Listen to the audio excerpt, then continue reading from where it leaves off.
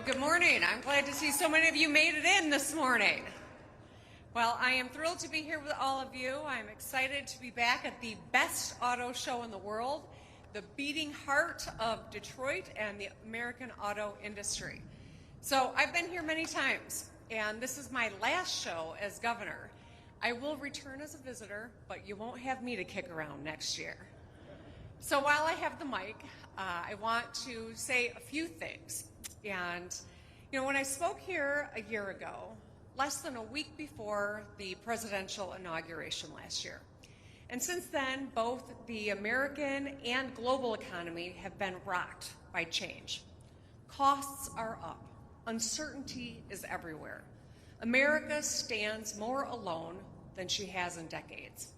And perhaps no industry has seen more change and been more impacted than our auto industry. Now, there have been a lot of challenges. The ebb and flow of the shift to electric, supply chain constraints, tech integration and autonomous vehicles, workforce issues, and not to mention tariffs, which have taken a terrible toll. Manufacturing in America has contracted for 9 straight months, leading to job losses and production cuts. Every industry that relies on a skilled, hands-on workforce is facing shortages. This will only get worse without a serious shift in national policy. We need a change. Now, tariffs have their place, but they will not magically restore American manufacturing. In fact, without a clear strategy, they hurt us more than our adversaries. We need a strategic national trade policy that encourages competition, fosters innovation, creates jobs, and lowers costs. And all businesses, including the auto industry, need stability with predictable policies and regulations. So in spite of all of these big challenges, we've had some big wins too. Michigan made 2 million cars last year, 1/5 of the U.S. total. Stellantis announced investments in Warren Truck Assembly and the Detroit Assembly Complex, Jefferson, to create and protect thousands of good-paying local union jobs, building the next generation of trucks and SUVs. The Auburn Hills Tech Center is buzzing with life again.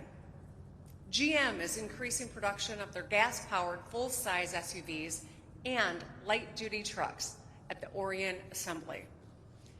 Ford continues to move forward with their Blue Oval plant in Marshall, and this year they'll also launch 12 Ford Future Builders Labs in Detroit and Battle Creek schools, connecting thousands of local students with exciting careers in engineering, tech, and the trades.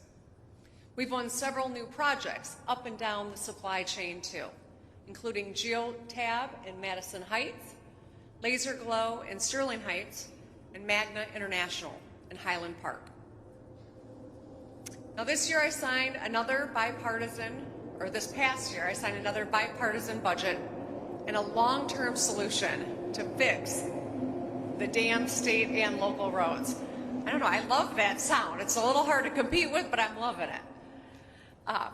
Last year at the auto show, I pledged that we were going to bring Republicans and Democrats together on the roads, and we got it done.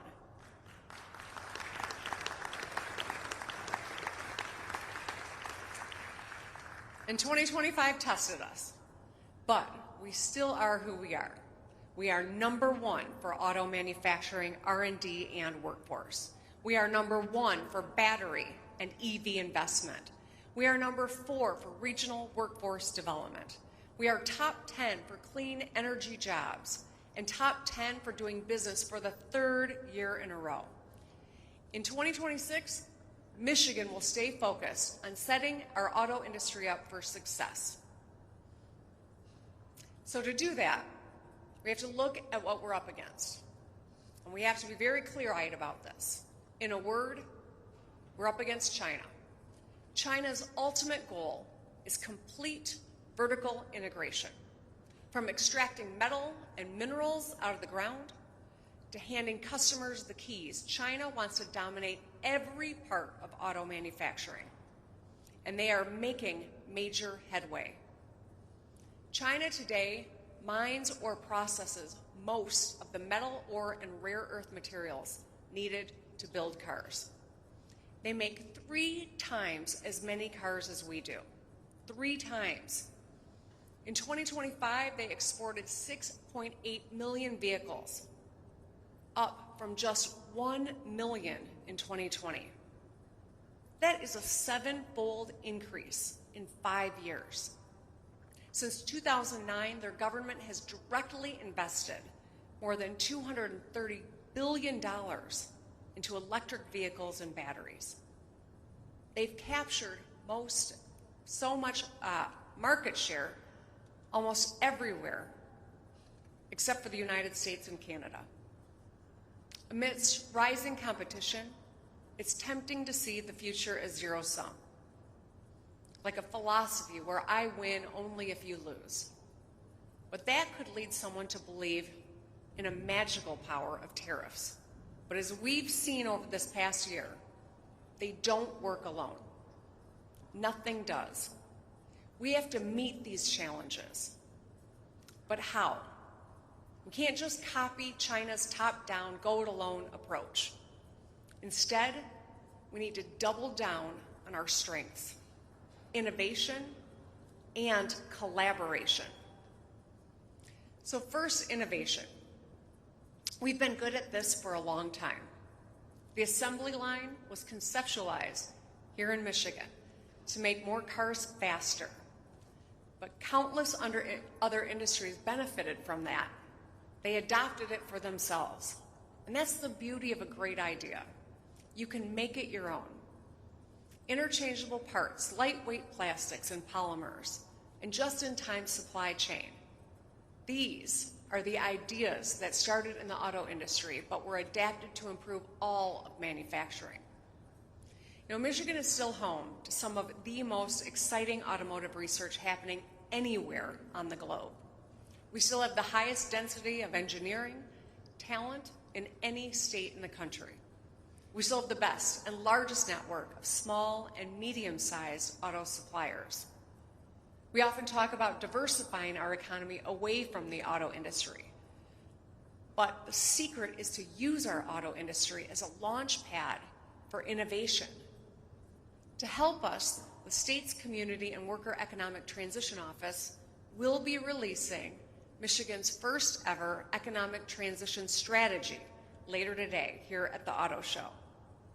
Now, their plan will help auto suppliers continue to be strong partners for OEMs and offer them a path to participate in emerging supply chains for clean energy, defense, aerospace, and chips. We must keep incentivizing R&D because it leads to innovation. Over the past century, federally funded R&D created the internet, touchscreens, GPS, LEDs, MRIs, microchips, mRNA, vaccines, and so much more. Instead of building on that incredible record right now, though, the folks in DC have made deep, devastating cuts to R&D. Meanwhile, China has been ramping up. They now spend more on R&D than the U.S. for the first time ever. In Michigan, at the state level, we still believe in science and technology. We established a bipartisan R&D tax credit. We work with our universities on cutting-edge initiatives, the facility for rare isotope beams at MSU, and an upcoming supercomputer thanks to a partnership between University of Michigan and Los Alamos National Laboratory as 2 prime examples. And you know what? I want to share some news while we are all here. Backstage, just before I came out to speak, I signed an executive directive to help us explore geologic hydrogens as a new source of clean, reliable energy in Michigan. Now this directive, it's exciting. This directive could make us a national leader in this space. We're already seeing a lot of interest in Michigan because we have more potential reserves under our feet than any and every other state. If our hydrogen reserves are proven safe and viable, they could lead to massive economic boom, creating jobs, lowering costs, and reducing our reliance on foreign fuel. With this directive, we can pioneer the future of energy and grow the Michigan economy. Moving on, let's talk a little bit about collaboration. Our auto industry relies on a web of strategic alliances that span North America and the globe. Every Michigan-made car you see on the road, even the one you drove in today, is a miracle of teamwork. Now, this system only works if and when we are a good partner to our allies. When we fight our neighbors, however, China wins. We must not turn our backs on each other. Not now, not ever. Last year, I shared this message at a gathering of industry leaders and policymakers when I was in Canada. It resonated, to put it lightly. I also went to the White House several times last year, where every time I sat with the president, I reminded him that when we say no to Canada, we're saying yes to China. This summer, the U.S. will have a formal chance to renew USMCA. President Trump's trade agreement that protects American workers and increases our strategic collaboration with Canada and Mexico. We cannot and we should not, as some have said, we cannot and should not abandon it. Instead, we should be building on the best parts of it and make it even better. The USMCA has some of the strictest auto rules of any free trade agreement in the world. It raised wages for workers in all 3 countries and guaranteed that more parts were made here in the United States. Is it perfect? No. But without our allies, we don't stand a chance. A fully assembled vehicle requires nearly 30,000 parts. Producing all of them in the United States is impractical and, in many cases, not possible. There are 0 vehicles on the road, 0, made with 100% U.S. parts today. Collaboration is a strength, not a weakness. We must not let the current strategy continue. We've got to work together to keep assembly in Michigan as much as possible to protect good-paying union jobs. Let's live,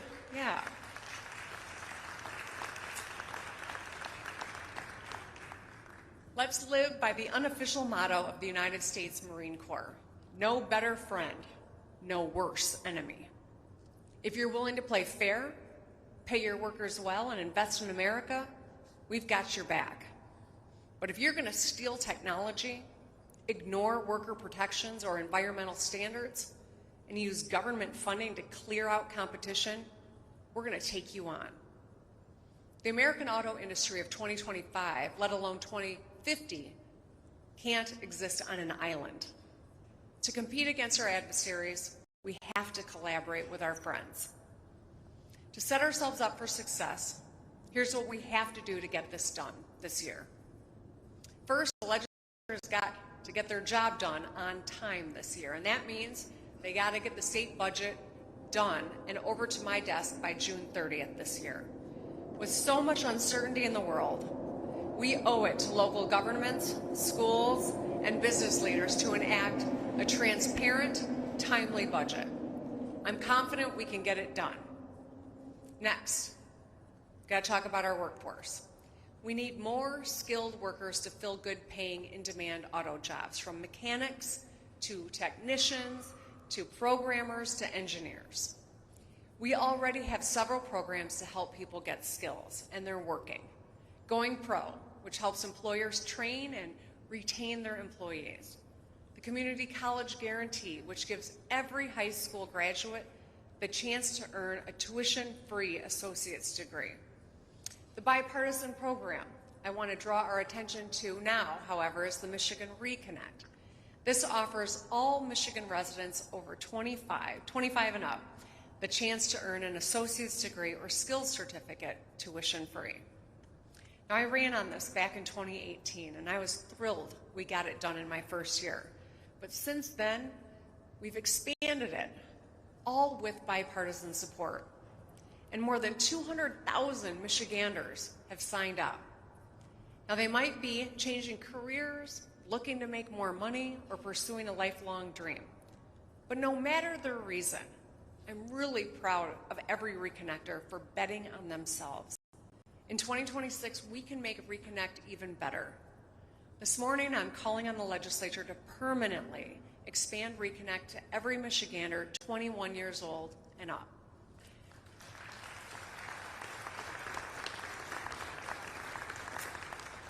Senator Sarah Anthony already has the bill to get this done. If and when passed, you can bet I'm going to sign it. And together we can give every young person the same chance to learn something new and make more money. And at the same time, we'll be building a stronger talent pipeline for the auto industry, for all industries, really. And finally, let's talk about two forces I mentioned earlier: innovation and collaboration. As governor, I'm going to stay focused on the fundamentals: affordable housing, great schools, safe roads, strong communities, and good paying jobs. When we deliver on these kitchen table issues, we make greater innovation and collaboration possible. And that's why we've streamlined permitting and cut red tape so entrepreneurs can push boundaries and build things faster. That man accidentally leaned on a car over there. This year, let's continue finding common sense ways to reduce paperwork and speed up the time to market for new ideas. Crucially, we've also made record investments in housing, transit, and placemaking. This year, let's keep building up our cities and towns, making them more affordable and attractive to talent. As I close, thank you. I think that's how cars applaud. That's what we're going with. As I close, I want all of us to approach every challenge we face with a simple question: do we want to win together or risk losing going it alone? We cannot shy away from the hard work it takes to compromise and get stuff done. It will always be easier to retreat and sit in a silo. But staying and figuring out how to win together is the smarter, harder choice. I encourage all of us to make that choice every single day. This year, as we celebrate America's 250th anniversary, let's remember that in our nation's defining moments, Americans chose to come together to do hard things. We're stronger today not because of our ability to change, but because of our willingness to embrace change and work for a better future. That is the story of Detroit, of Michigan, and of the United States. That's who we are. Thank you all so much for being here. Let's have a productive 2026 together. Thank you.